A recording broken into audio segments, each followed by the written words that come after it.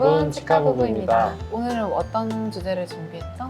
오늘은 이제 와인을 마실 때 에티켓에 대해서 준비했는데 사실 뭐 꼭 지켜야 하는 것들은 아니지만 그래도 이제 소주 맥주에 익숙해져 있다가 갑자기 와인을 먹을 일이 생길 때 그래도 혹시나 뭐 실수하지 않을까 그럴 수 있잖아요. 그래서 기본적인 에티켓에 대해서 저희도 같이 공부해보면서 한번 나중에 이제 실제로 와인을 마시는 것까지 한번 보여드리려고 합니다.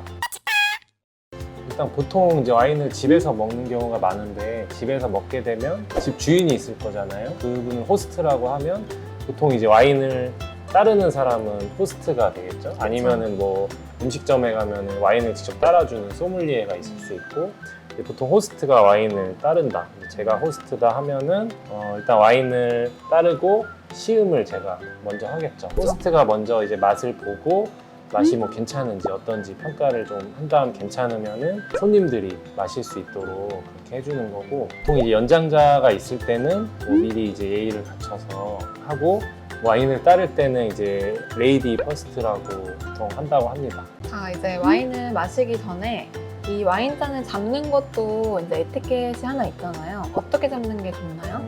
보통 이렇게 이제 목 부분을 잡지 않나요? 그쵸. 여기를 지금 목이라고 표현을 했는데 보통 목이라고 표현 안 하고 이 와인잔을 봤을 때 여기를 이제 립, 여기는 이제 볼, 담는 부분, 그리고 여기를 줄기라고 표현한다고 해요.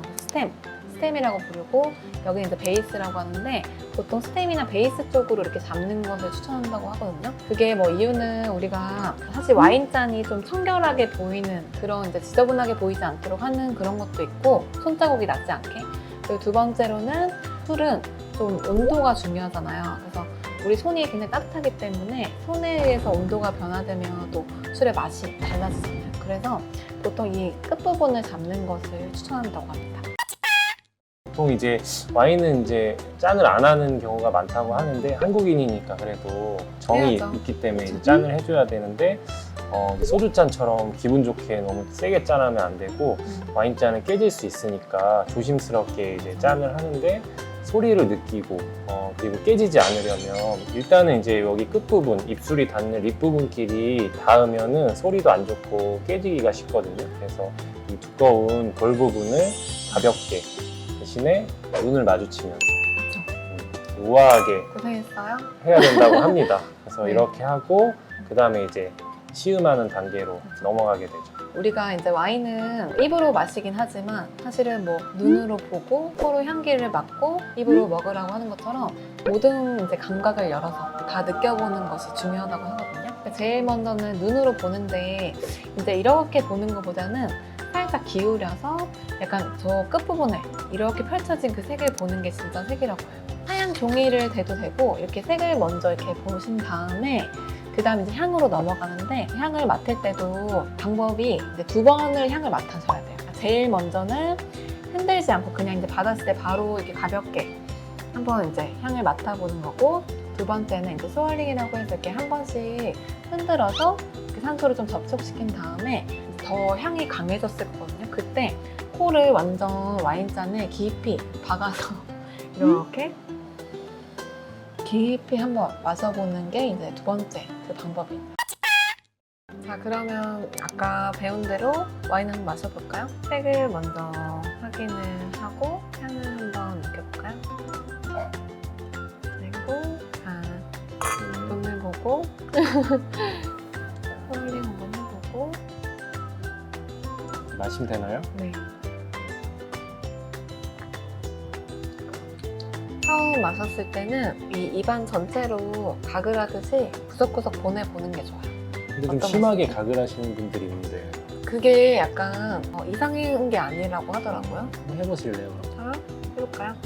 이렇게 한 다음에 그 소리도 사실 내는 게 좋긴 해요. 호로록 하는 소리잖아요. 응?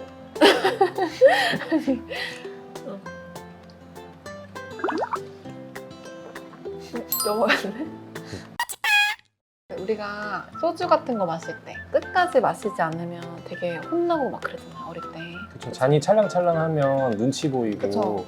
뭐냐고 막 혼나고 그랬는데 와인은 어떡하죠? 와인은 그렇게 하면 정말 예의가 없는 그런 거라고 하거든요. 오히려 한 2모금 정도를 남겨놓는 게 더 좋다고 해요. 왜 그런지 아세요? 이제 와인은 아까 제가 향이 중요하다 말씀드렸잖아요. 비어 있으면은 향이 안 나요. 그래서 계속 향을 여기 담아놓기 위해서라고 하더라고요. 그러면은 이제 호스트가 와인을 첨잔을 해줘야 되는데 그렇죠. 두 모금이 남겨 있으면 이제 첨잔을 하게 되겠네요. 근데 만약에 본인이 이제 더 이상 좀 이렇게 마시고 싶지 않다거나 다른 와인을 먹고 싶다 하시면 이렇게 하면 됩니다. 한번 해보시겠어요? 이게 두 모금이 남았다고 가정하고 네. 제가 이제 글이 되는 거죠. 이제 와인을 주려고 할 때 까인 거죠, 이제.